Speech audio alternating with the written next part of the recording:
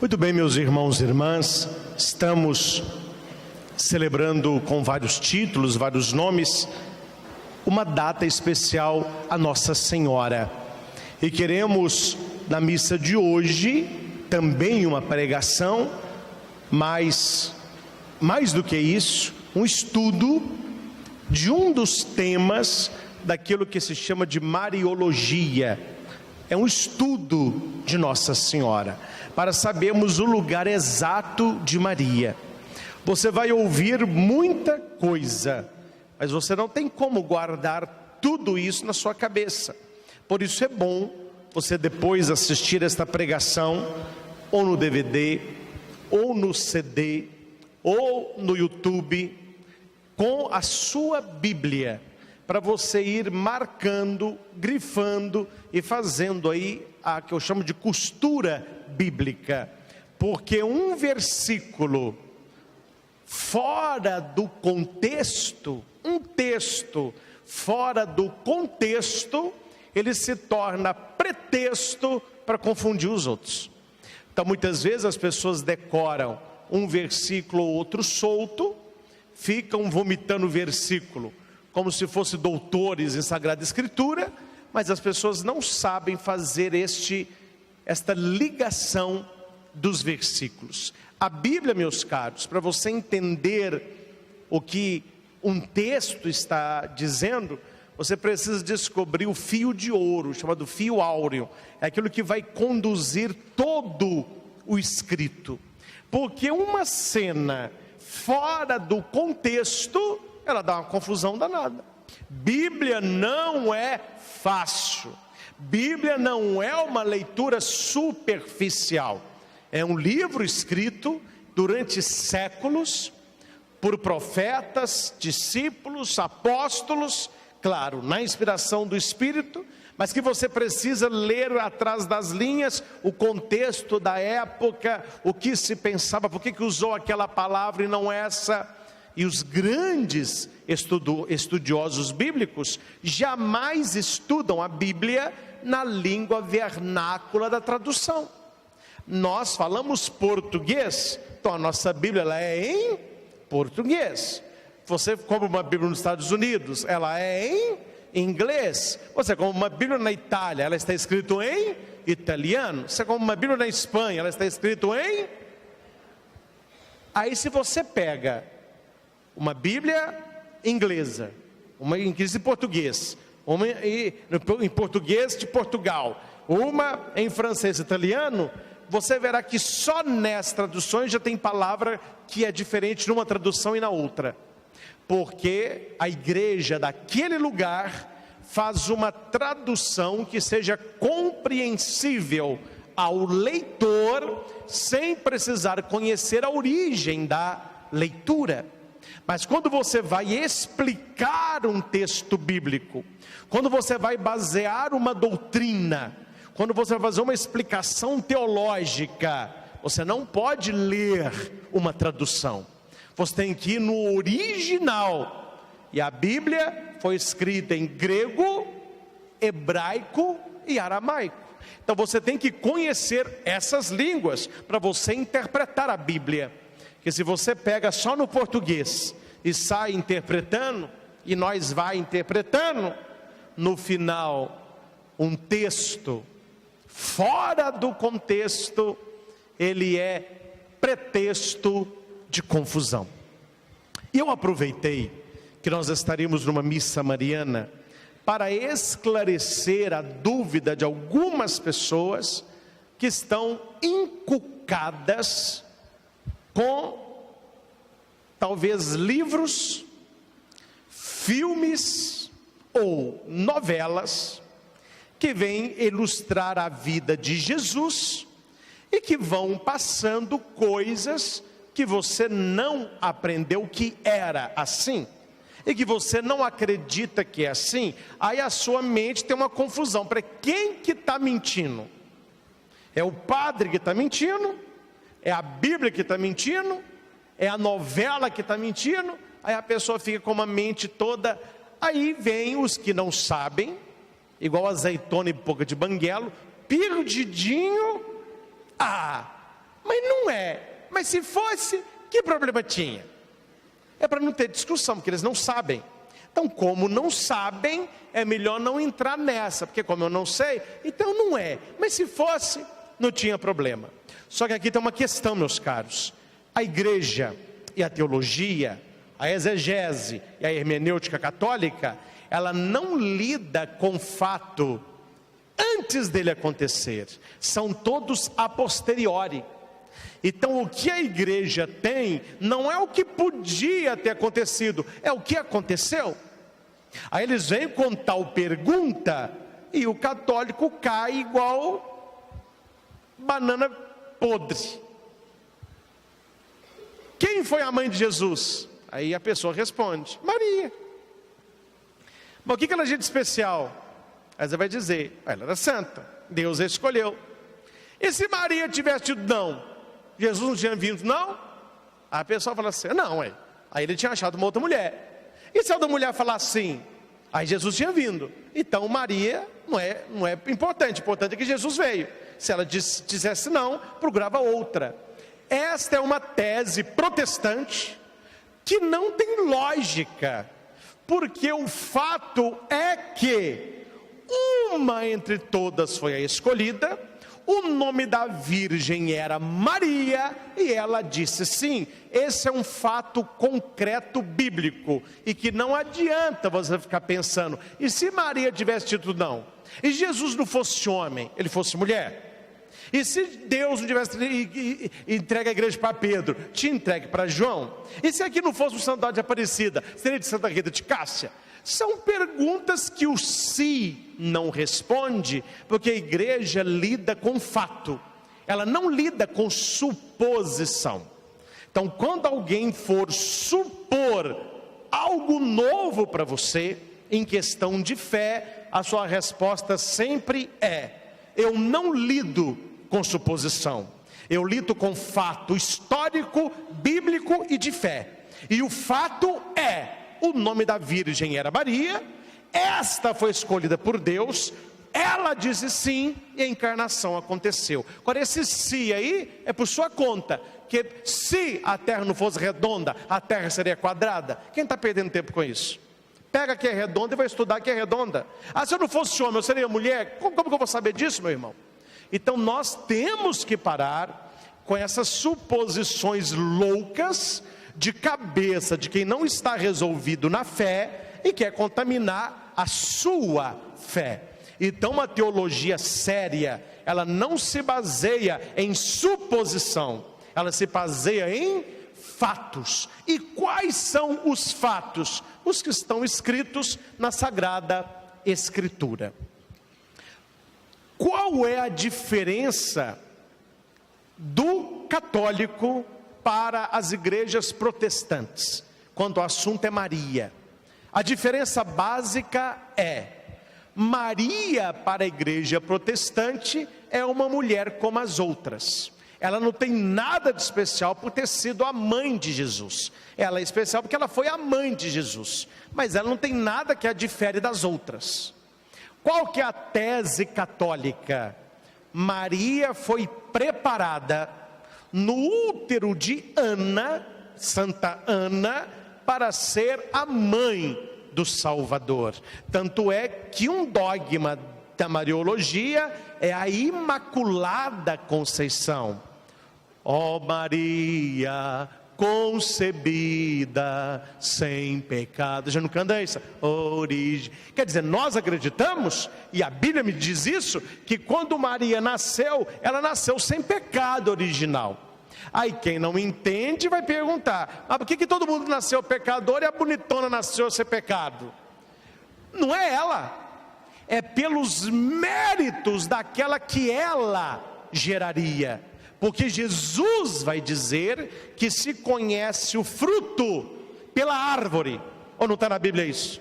Uma árvore má não pode dar fruto bom. Uma árvore boa não pode dar fruto mau. Está na Bíblia ou não está? E nós vamos dizer que Isabel vai dizer que bendita é a mãe e bendito é o fruto dela. Se o fruto é bendito, benedictus é santo. Se o fruto é santo, é porque a árvore santa é. Porque uma árvore pecadora não poderia dar um fruto bendito. Que Jesus falou isso. A árvore dá fruto de acordo com o que ela é. Uma árvore pecadora terão filhos pecadores. Uma árvore santa terá filhos santos. Por isso que Maria, ela foi preservada do pecado pelos méritos de Jesus Cristo. E ela se tornou especial por isso. Aquilo que Deus tinha para a humanidade toda, Ele concentra nela, para que através dela viesse o verbo, e através dele a salvação voltasse a todos. Se Maria fosse uma mulher qualquer, Jesus seria um homem qualquer. E Jesus fosse um homem qualquer, aquele que morreu na cruz não poderia salvar ninguém, porque quem pecou foi o homem. Então somente o homem tinha que pagar pelo seu pecado, mas o homem não podia remir o homem, tinha que ser Deus, mas Deus não podia morrer na cruz, porque quem pecou foi o homem. O que Deus faz? Ele une em Jesus a divindade e a humanidade. Por isso que Jesus é verdadeiro Deus e verdadeiro homem, nascido da Virgem Maria. Quando nós falamos Santa Maria, Mãe de Deus, não é Mãe de Deus Pai. Aí é outra, o católico bobo que não estuda não sabe responder. Ele chega e fala: como você fica rezando aí Ave Maria? Essa oração está errada. Por quê? Você reza assim, ó: Santa Maria, Mãe de Deus. Quem que criou o mundo? Foi Deus ou foi Maria? Aí foi Deus. Então como você fala que Maria é Mãe de Deus? Deus existiu o mundo todo, Maria nasceu depois. Como você fala que Maria é Mãe de Deus? Oh, mas não é que é. Tá danado, hein? Dá difícil. Aí a pessoa não entendeu quem é Jesus. Quem é Jesus? Jesus é Filho de Deus. Ele é o Emanuel. O anjo diz isso. Emanuel significa Ele é Deus. Só que não é o Deus em si, é o Deus conosco. E Maria é mãe de Jesus. Então ela é mãe porque Jesus é Deus. Não é de Deus Pai, não. É mãe de Deus Filho. Aí a pessoa: não, mas isso eu não aceito. Então isso é um herege, porque o adocionismo é uma heresia, onde Maria gera o homem Jesus. Aí Deus depois o adota como filho. Aí Jesus não é Deus, ele é um adotado. Aí ele não pode salvar ninguém também. É uma heresia que destrói a salvação.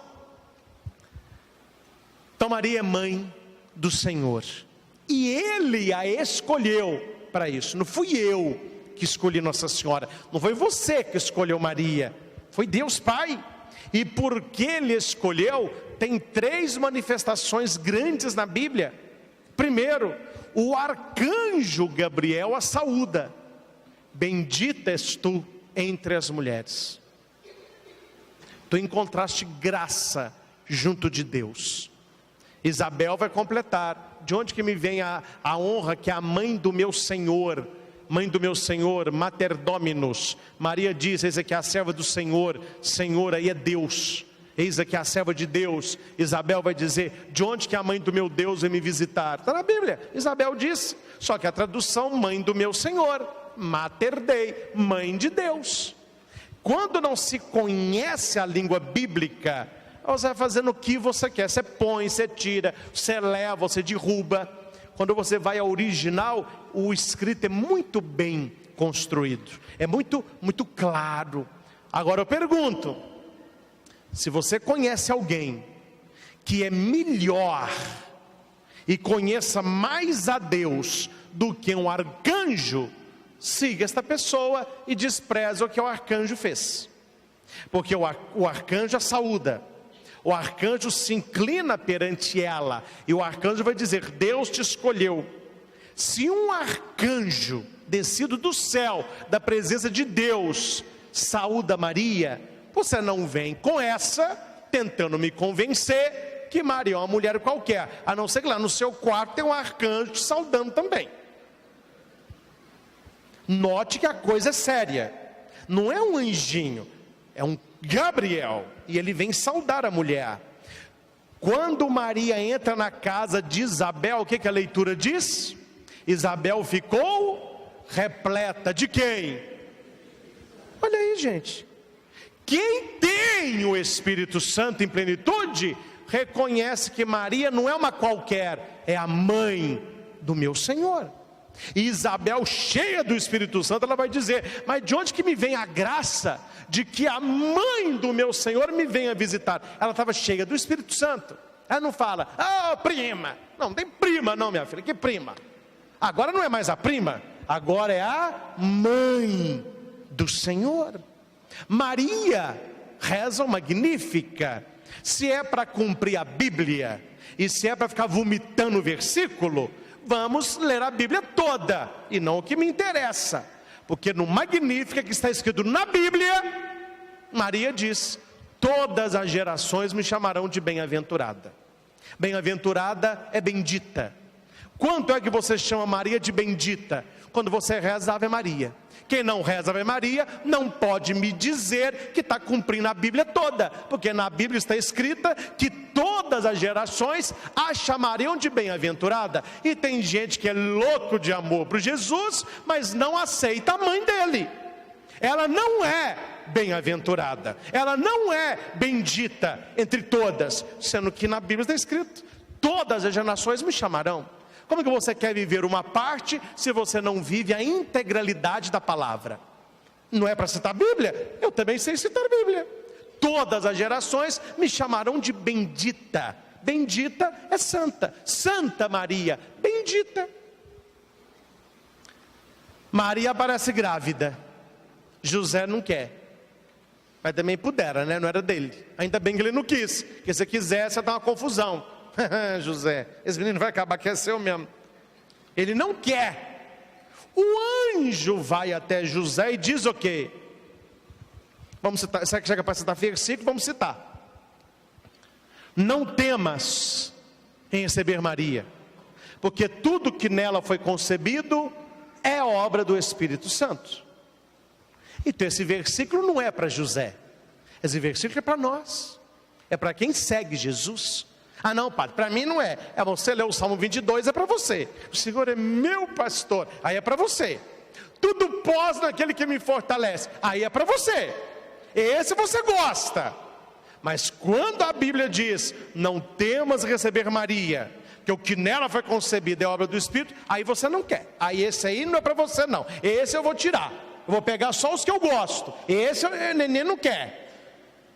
Gente, para falar de Maria, tem que me provar que é melhor do que São Gabriel, que é melhor do que Isabel cheia do Espírito Santo, e que é melhor de José, que assumiu por ordem de Deus. Se você consegue provar que é melhor do que esses três, tem mais um de lambuja: João, o discípulo mais jovem. Filho, eis tua mãe. Mãe, eis o teu filho. O que a leitura diz? E a partir daquele momento, o discípulo, está escrito discípulo, a levou para sua casa. Qual é a interpretação do versículo? Quem é discípulo de Jesus, leva a mãe dele para casa. João podia ter falado: não, eu não quero, eu quero é Jesus, só Jesus salva, a mãe eu não quero. Que papagaiada que é essa, meu irmão? Mas de onde você tirou esse festival de besteirol? Maria não é a salvadora, mas ela é a mãe do Salvador. Ela, quando é entregue para João, ela é a mãe de todos nós. E eu não estou colocando Maria como deusa, nunca foi e nunca será. Ela não faz parte da Santíssima Trindade, não. Maria não pode salvar ninguém. O Salvador é Jesus. Mas Jesus não nasceu de um ovo. Para quem não sabe, eu estou contando para você que Jesus não nasceu do ovo. O Jesus que nós acreditamos tem uma mãe. E o nome da mãe é Maria. E se você não sabe Bíblia, no Evangelho de João, não se diz João, se diz o quê? Como que João fala dele? Ele não fala eu, ele fala o quê? O discípulo amado. E quando você vai estudar a teologia de João, o discípulo amado é a igreja. João ali simboliza a igreja, por isso que ele não fala eu, ele escreve discípulo amado. Então quando Jesus entrega a mãe dele para o discípulo amado, ele está entregando a mãe dele para quem? Para toda a igreja. Então o discípulo, a igreja, a recebe como mãe. Os textos são muito claros, não há uma confusão aí. Primeiro ensinamento que eu penso que para nós é muito claro: Jesus não é filho de José. Isso aqui todo mundo já sabe disso. Os textos são muito claros, não é? Na genealogia, Mateus 1 a 17, vai terminar, ele vem assim: fulano gerou ciclano, ciclano gerou Beltrano, Beltrano gerou, aí vai só no gerou, aí termina como? Jacó gerou José, esposo de Maria, da qual nasceu Jesus. Por que não põe que José gerou Jesus? Porque José não é o pai de Jesus. Aí coloca Maria, porque ele nasceu dela. Não é mencionado essa geração. Mateus 1, 18 a 20, Mateus 1, 18 a 20, José não quer assumir Maria, porque o filho não é dele. Preste atenção, meus irmãos. Vamos agora dar uma elevadinha no nível, você pega com tranquilidade.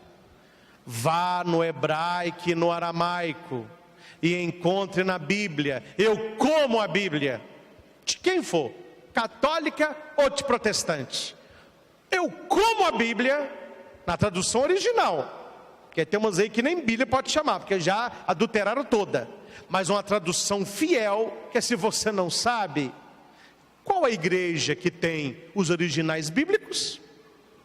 Onde estão os escritos mais antigos da Bíblia?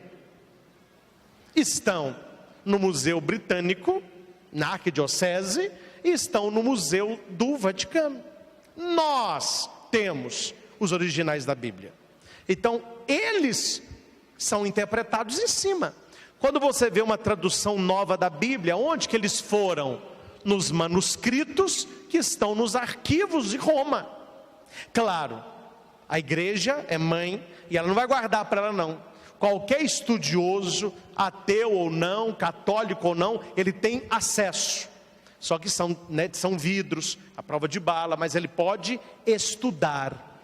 E não existe na Bíblia, não existe na Bíblia, não existe na Bíblia, eu como a Bíblia, a expressão filhos de Maria é uma expressão inexistente. Aí vamos voltar ao português. A pessoa não fala nem português correto, quer interpretar a Bíblia em hebraico e aramaico. Não me venha tentar fazer eu engolir que irmãos de Jesus são filhos de Maria, porque para o português, o meu irmão ou é filho da minha mãe ou é filho do meu pai, correto? Mas no hebraico e no aramaico não é não, bebê. Então você não pode ler a Bíblia em português e sair vomitando o versículo, não. Você tem que ir na fonte, tem que ir no original. E no hebraico e no aramaico, quando é filho de, não se refere irmão de. Isso em português. No aramaico, nada mais especial do que a descendência. O Deus de Isaac é sempre descendência. Abraão, descendência. Quando se refere à descendência, é muito melhor citar o meu pai e minha mãe do que citar o meu irmão, porque eu com o meu irmão, nós temos pé de igualdade.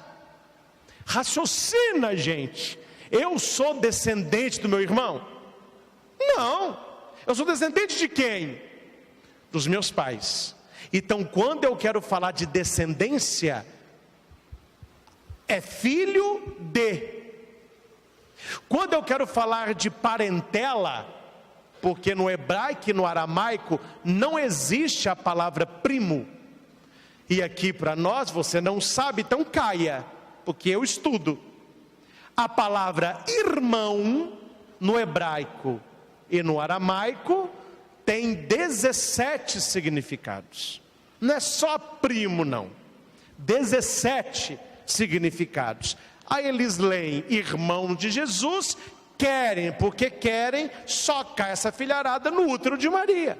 Porque está escrito irmão. Mas eu cito, e no meu escrito eu tenho, estou preparando um livrinho muito bom, vai sair ano que vem, se Deus quiser. Eu tenho 72 versículos do Antigo Testamento, que é como posso citar o Antigo, eu também conheço, onde a expressão é irmão de, irmã de, irmãos de, você é meu irmão, e eu vou provar que não é irmão. Não é irmão. Outros versículos vão dizer que não é irmão. Então o que é que usou irmão? Não, mas aí tem que interpretar. Então peraí, bonitão. No Antigo Testamento o irmão não é irmão, mas quando escreve irmão de Jesus é porque é filho de Maria. Aí não tem que interpretar, porque lá interpreta que não. Por quê? Por que no Antigo Testamento se interpreta a linhagem genealógica das 7 tribos de Israel? E no Novo Testamento não se interpreta. Aí porque está escrito irmão, é irmão mesmo. Sendo que em hebraico e aramaico não existe algumas palavras, entre elas a que eu vou citar, que é primo. Cuidado, hein? Estudo não faz mal a ninguém. Pesquisa não faz mal a ninguém. Em nenhuma passagem, ninguém é chamado filho de Maria. Só um é chamado filho de Maria. Quem é? Leia os 4 evangelhos e me mostra uma expressão que fale que alguém é filho de Maria. Não existe. Porque a descendência era respeitada. Então a minha alegria não é ser irmão de, é ser filho de. Jesus, filho de Maria. Por que não se fala que alguém é filho de Maria? Outra expressão, Maria não é chamada de mãe de ninguém, a não ser de Jesus. Maria, mãe de Jesus, pega o menino e sua mãe. Não há expressão bíblica onde se diz que Maria é mãe de mais alguém. Aí a pessoa vai citar o irmão. Então tá bom, então vamos lá no irmão, para eu te mostrar quem são, versículo por versículo, esses irmãos. Muito simples, só que o povo não lê Bíblia, né? O povo não conhece. Aí ele escuta alguma coisa, ai meu Deus, gente, vamos lá. Deixa eu achar aqui, eu escrevi tanta coisa, não vai dar tempo de tudo, a gente vai falando devagarinho. Aqui está, o versículo principal é Marcos 6:3. Este é o versículo que toda pessoa que não é católica e não é muito fã de Nossa Senhora sabe de cor, porque o católico não sabe de cor.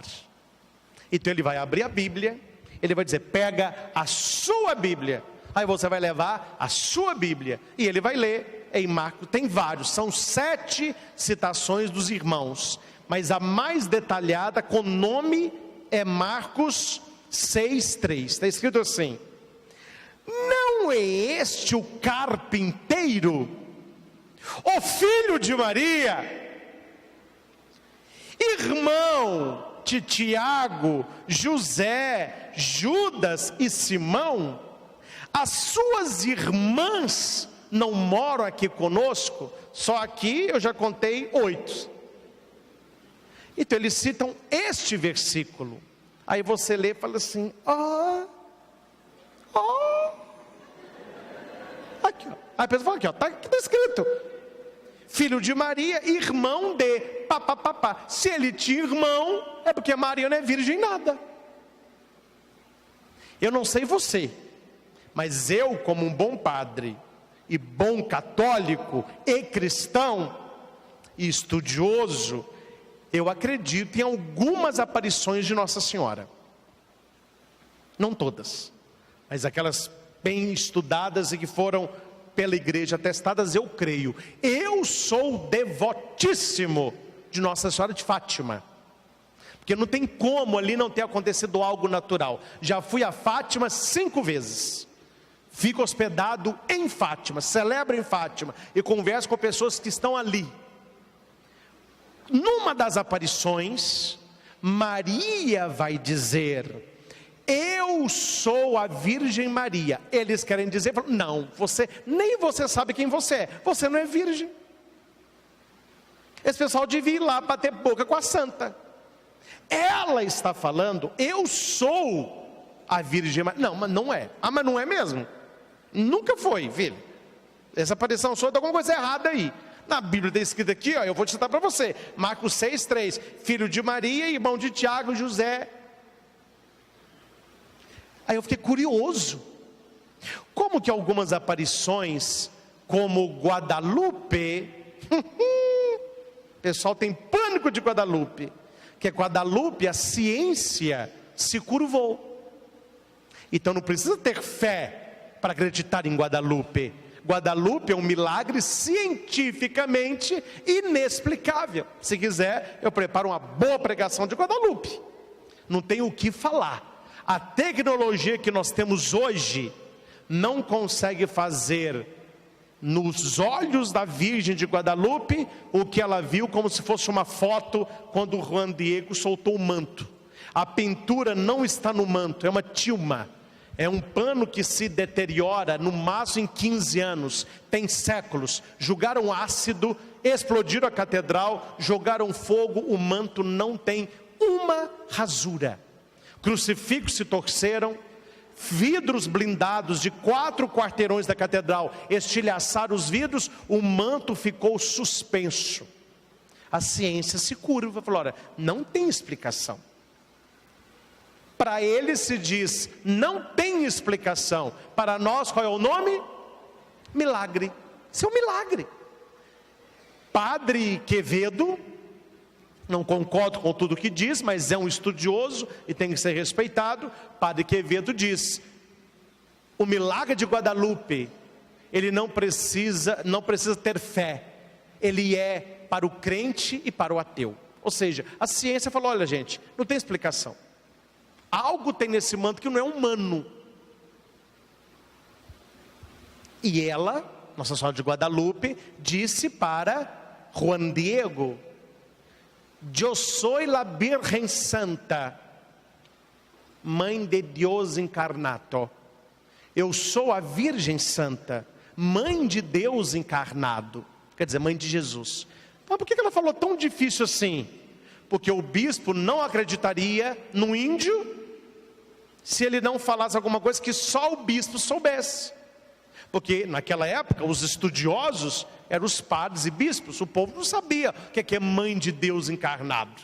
Um índio que nem cristão nunca ouviu falar de Maria, vê essa mulher, ela falou: olha, fala com o bispo, que eu quero uma catedral aqui. Aí o bispo mandou perguntar: quem é? Quem é? Ele também não sabe quem é. Fale com o bispo. Eu sou a Virgem Santa, eu sou a Virgem Santa, Mãe de Deus encarnado.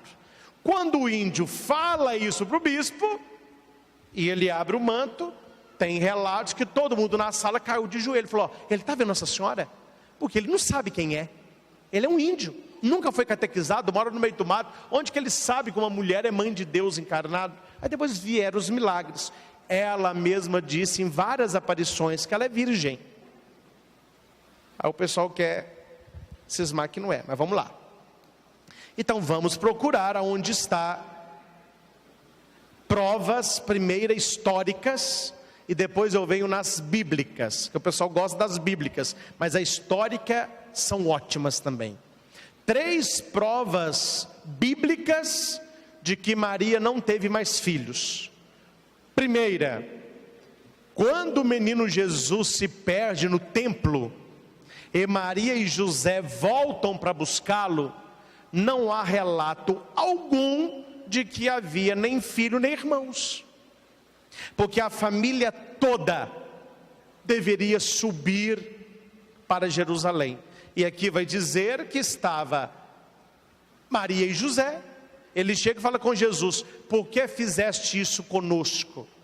Jesus volta com eles, e a Bíblia vai dizer, eles voltaram para Galileia, e Jesus era-lhes obediente em tudo. Como que uma família toda que vai para essa festa, não se tem relato de irmãos? Estranho. Deveria pelo menos mencionar. Oh, mas isso não prova, então vamos a outro. Bodas de Caná. Então a família era fã só de Maria, era inimiga do resto da família. Porque convidou quem? Convidou Maria, Jesus e os discípulos. Não se fala aqui de família. Olha, padre São José já tinha morrido. José, ninguém sabe a data certa, mas ele faleceu depois da perda do menino Jesus no templo e antes do batismo de Jesus. Nesse espaço aí de mais ou menos 20, 17 anos, José faleceu. E na história vai dizer que Maria ficou só com Jesus. Então Maria foi morar aonde? Na casa de Cleofas, que era irmão de José. E que esses nomes aí são filhos da esposa dele. Por isso são primos de Jesus. Mas eu vou mostrar isso na Bíblia daqui a pouquinho. Bodas de Caná não faz referência de uma irmã de Jesus, chamou só Maria e Jesus. Mas tem uma prova mais bíblica e histórica. Presta atenção. Quando o marido falecia, gente, para o judeu, lei é lei, não é igual nós aqui não. Lá eles cumprem, porque é de Deus, é a lei mosaica. Quando o marido morria, quem cuidava da viúva? Se ele não tivesse outro irmão para desposá-la, porque ela já tinha filho, então quem cuidava dela é o filho mais velho. Se o filho mais velho morresse, quem assumia a mãe? Os filhos mais jovens, até chegar no caçula. A pergunta histórica é: por que quando Jesus está morrendo na cruz, ele entrega a sua mãe para João? A resposta é muito simples: porque Maria ficaria sozinha, ela não tinha com quem ficar. E a Inês está aqui, e nós estivemos lá. Aí nós vamos em loco, no lugar. Maria, depois da morte de Jesus, ficou com os discípulos um tempo. Depois ela foi com João, construiu uma casinha no alto de um monte. João lá embaixo, nem com ela João morava, João cuidava de levar algum alimento. E nós visitamos a casinha de Nossa Senhora. E quem cuida desta casinha, que passou de geração em geração, lá de trás, no século I, já se contam. A mãe daquele que morreu crucificado veio aqui residir, porque sem ele também não tinha marido. Quer dizer, ela era sozinha. Quem cuidou dela? João. E lá embaixo tem a casa de São João. Precisamos saber disso. Precisamos, quem puder, visitar o lugar, conversar com os ortodoxos, com os judeus, com as pessoas que sabem a tradição, mas não, talvez, nem acreditam na Bíblia, mas sabem da história, sabem do fato histórico, né? Agora, algo que você tem que anotar.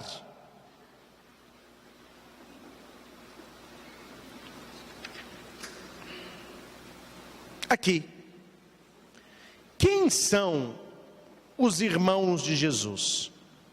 Olha, Bíblia na mão, caneta, papel, vá procurar lá. O versículo repita comigo: não é este o carpinteiro,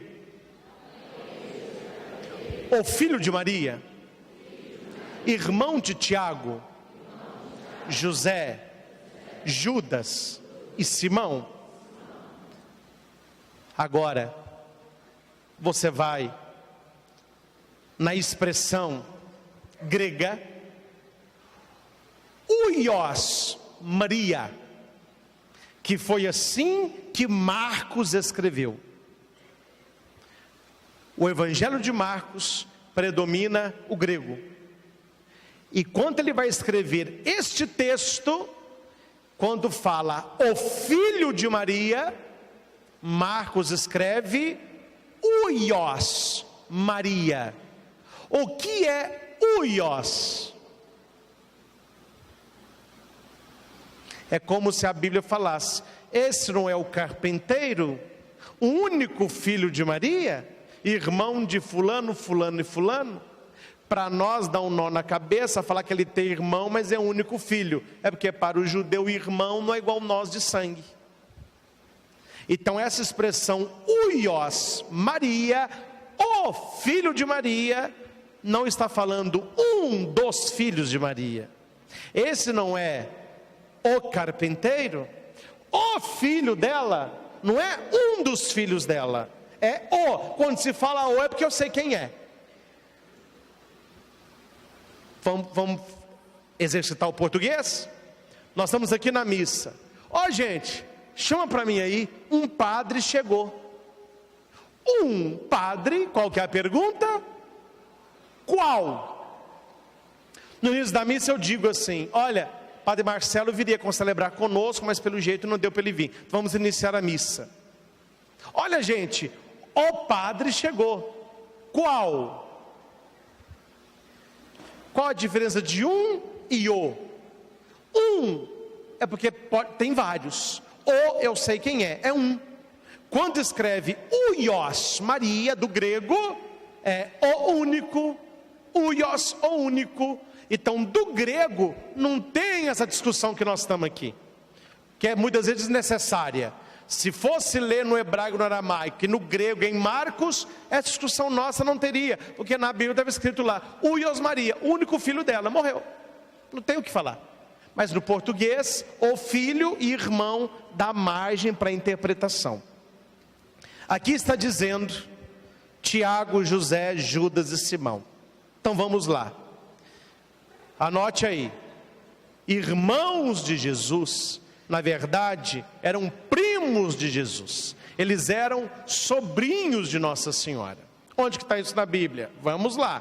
Mateus 27, 55 a 56. Jesus na cruz. Presta atenção. Estavam ali muitas mulheres olhando de longe. Haviam acompanhado Jesus desde a Galileia. Entre eles, Maria Madalena, Maria de Cleofas. Essa é Maria de Cleofas. Esse Cleofas é irmão de São José. Onde que está isso na Bíblia? Vamos lá, anote aí onde que está o irmão de São José. Lucas 3, 23. Esta Maria de Cleofas é a que casou com o irmão de José. Esse Cleofas, em Lucas 3, 23, é o irmão de José. José é o pai adotivo de Jesus, Cleofas é o irmão dele. Eles são filhos de Eli. Está Lucas 3, 23. Aí você vai entender isso lá. Voltando aqui. Maria, esposa de Cleofas, casou, essa mulher casou com o irmão de José. Presta atenção, gente. Isso aqui é o núcleo da minha fala. Olha para cá. Só abre o ouvido aí. Marcos 6, 3 diz assim: não é esse o carpinteiro, o filho de Maria, irmão de Tiago, José, Judas, etc. Olha o que diz Mateus 27. Quem é essa Maria de Cleofas? Está escrito: Maria de Cleofas, mãe de Tiago e José, a mãe dos filhos de Zebedeu. Só aqui eu já pego Tiago e José, que está falando em Marcos 6, que é irmão de Jesus. Aqui fala quem é a mãe deles. É a Maria de Cleofas, que Cleofas é irmão de José, eles são primos de Jesus. Por que citam Marcos 6, 3 e não citam Mateus 27, 55? Por que só vai citar um versículo fora do contexto? Por que não citam que no outro versículo está falando que eles são filhos? Aí aqui não é irmão, aqui é filho. Então filho é descendente, mãe é linha direta. Só fala na Bíblia mãe de Jesus, Maria. Aqui está falando que Tiago e José, a mãe deles é a mãe dos filhos de Zebedeu, que é Maria. Essa mulher casou com o irmão de José. João 19:25 vai dizer: perto da cruz permanecia de pé sua mãe, a irmã de sua mãe, Maria, mulher de Cleofas. Irmã de sua mãe. A mulher de Cleofas não é irmã de Nossa Senhora. Ela é esposa de Cleofas, que é irmão de José. Por que chama Maria de irmã? Porque no hebraico e aramaico, aparentada próxima, todo mundo é irmão. Não tinha essa nossa. Ah, é genro, é fulano, primo, irmã. Então 2 versículos, um já tira o irmão, porque a mulher, essa Maria de Cleofas, nunca foi irmã de Nossa Senhora. Mas essa Maria de Cleofas, ela é casada com Cleofas, o Alfeu, que é irmão de São José. Então aí, quem são então? Esse Tiago, José e os outros todos, são filhos do irmão de São José, de Cleopas, ou Cleofas, ou Alfeu. A Bíblia tem nomes diversos, conforme tem vários textos, tem várias mudanças de nome. Aqui, ó. Depois você leia, não vai dar tempo de eu falar tudo aqui não. Moisés era chamado Raguel, Êxodo 2. Depois ele é chamado de Jetro, é a mesma pessoa, que na Bíblia tem essa 2 nomes, 3. Gedeão, depois é chamado de Jerobaal, é a mesma pessoa. Juízes 6:32. Josias é chamado de Azarias, é a mesma pessoa. Mateus é chamado de Levi, em Mateus 9:9. Então uma pessoa tinha vários nomes, por isso que fala mulher de Cleofas ou mulher de Alfeu. Mas os nomes dos filhos são os mesmos, quer dizer que o marido era também o mesmo. Então isso aqui eu já falei, aqui já foi. Os filhos de Eli, falei José, pai adotivo, né? Isso aqui é interessante, ó. José, pai adotivo de Jesus, casou com Maria, mãe de Jesus, ok? Clopas, o irmão dele, que está em Lucas 3:23, casou-se com uma mulher chamada Maria. Mas não é Maria, mãe de Jesus, é Maria de Cleofas, ou Clopas. Dessa união nasceram o Tiago menor, José, o Judas, que não é o Iscariotes, e Simão, que não é o Pedro. É o Simão que chama de irmão do Senhor.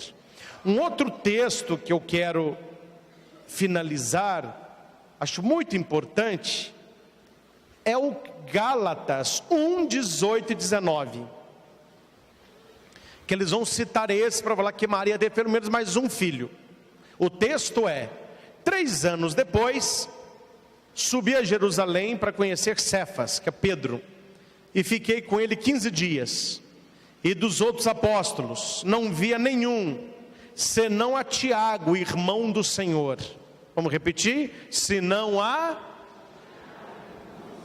Eles vão te mostrar esse texto, olha aí, ó. Então Jesus tem pelo menos mais um irmão, porque lá em Gálatas fala que Tiago era irmão do Senhor. Esse Tiago, ele era apóstolo, sim ou não? Sim, gente. Sim ou não? Sim. Opa, aprenderam. Então Tiago é apóstolo. Então o que eu fiz? Eu fui na lista dos apóstolos.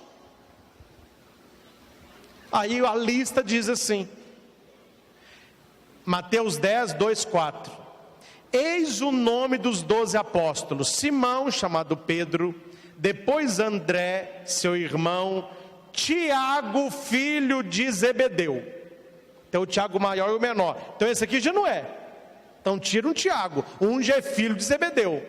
A lista continua. E João, seu irmão, Filipe, Bartolomeu, Tomé e Mateus, o publicano, Tiago, filho de Alfeu, Tadeu, Simão, cananeu e Judas, que traiu.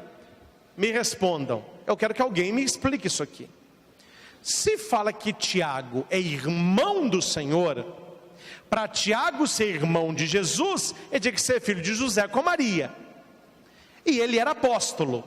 Só que na lista dos 12, está falando que um Tiago é filho de Zebedeu e o outro Tiago é filho de Alfeu. A minha pergunta é: o que tem a ver Zebedeu e Alfeu com Maria, mãe de Jesus? Respondi o versículo de Gálatas, onde aparece a expressão irmão do Senhor. Meus irmãos, Bíblia tem que ser estudado. Alguns me interpretam mal quando eu uso essa expressão, mas eu não estou fazendo uma expressão depreciativa. É porque eu valorizo a palavra de Deus. Bíblia não é para qualquer um. Por isso que missa, você tem que ficar atento no que está sendo explicado, atento no que está sendo lido. Todas as Bíblias católicas e boas Bíblias católicas tem tudo isso que eu disse escrito lá. Bíblia do peregrino, Bíblia Tebe, Bíblia de Jerusalém, Bíblia peregrino, Bíblia da CNBB, todas com notas grandes. Eu não trouxe a minha Bíblia porque é um tijolo, mas tem página que um dedo é a Bíblia, o restante da página todo é explicando aquele versículo. E não é o tal do eu acho, não, porque achar, você pode achar o que você quiser, é um direito seu e nós respeitamos. Agora, para convencer os outros e para afirmar a fé dos outros, aí você tem que ter um mínimo de conhecimento de grego, hebraico, aramaico, contexto da Palestina naquela época, e os textos como foram escritos e por que foram escritos. Guarda essa frase: um texto fora de contexto, ele vira pretexto. Meus irmãos, a igreja que nós fazemos parte, durante 2000 anos, ela sempre acreditou e defendeu que Jesus é o único Filho de Nossa Senhora. Tem gente que não gosta, mas rebolem, não posso fazer nada. Se quiser, depois eu até divulgo, não está aqui nas minhas anotações, mas Lutero, que foi o que dividiu a igreja e começou com ele o protestantismo, os escritos originais de Lutero falavam sobre a devoção a Nossa Senhora e falavam sobre que Maria teve um só filho e que ela foi virgem antes, durante e depois do parto. Mas com essa divisão que foi acontecendo, dividiu, hoje tem as protestantes tradicionais, são aquelas antigas, tem séculos, 1500, 1600, que tem um relacionamento estreito com a igreja católica. A teologia, sentam, estudam, cada um com um ponto de vista diferente, mas muita coisa, né? Nós não estamos falando dessas divisões que hoje tem, que fechou um bar, daqui a pouco é uma igreja, não é essas não.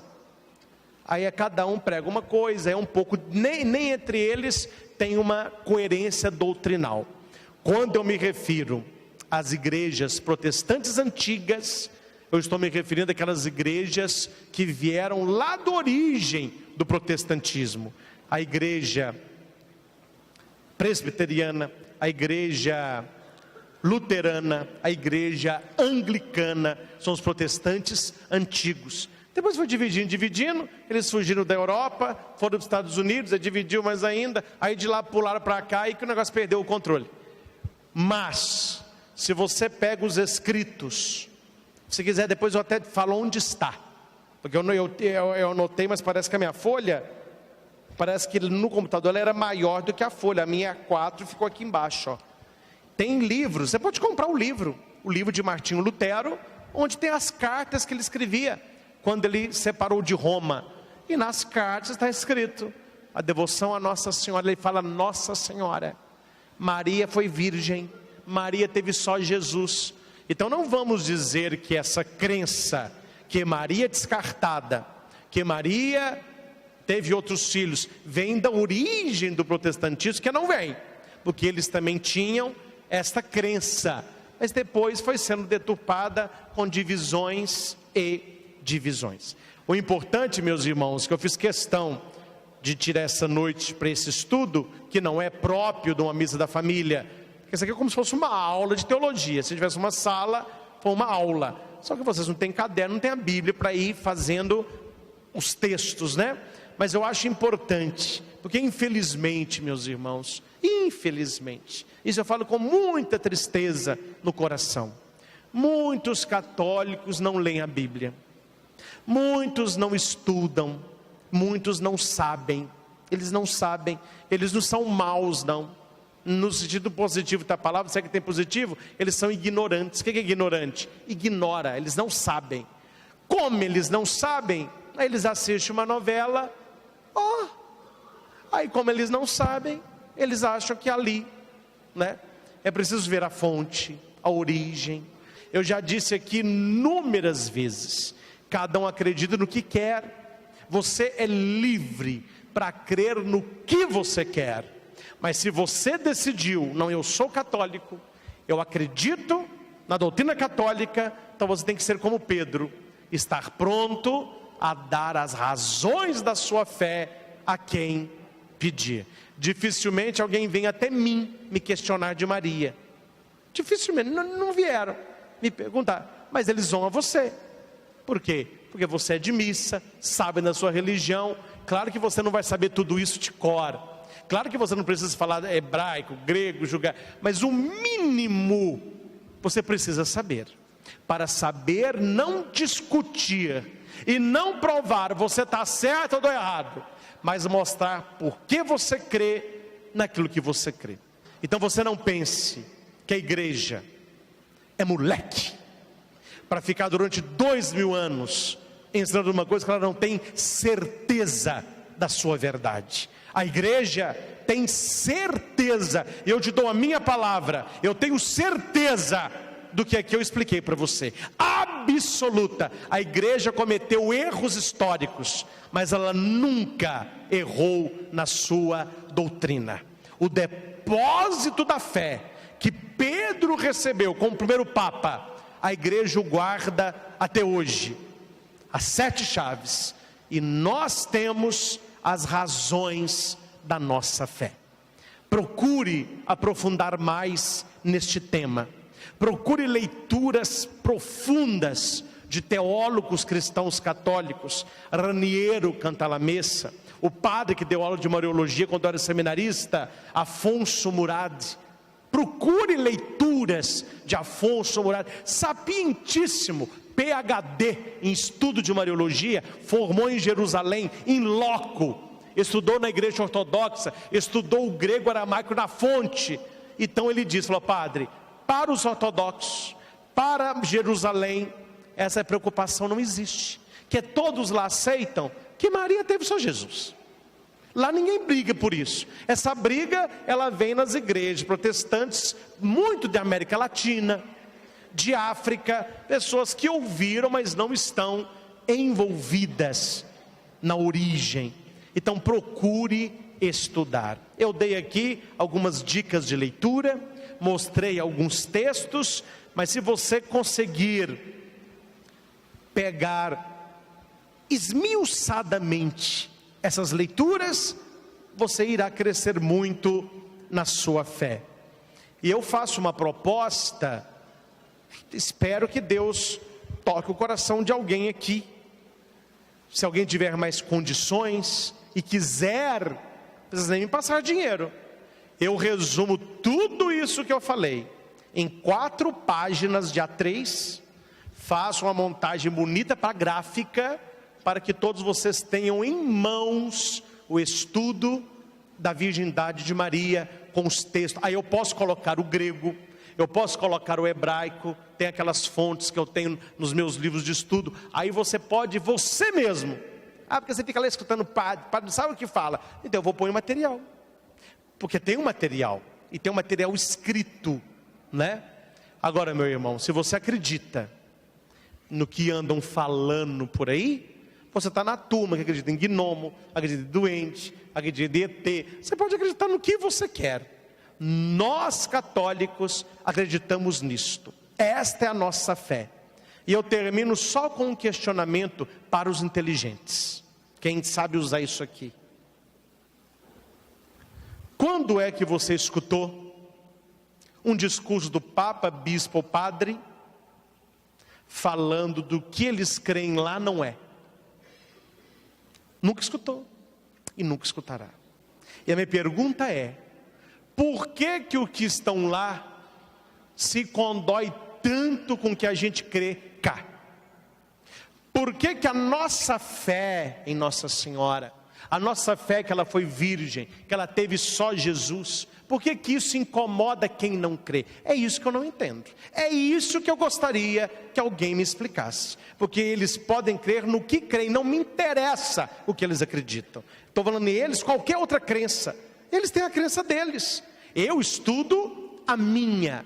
Mas nós não vemos essa contrapartida.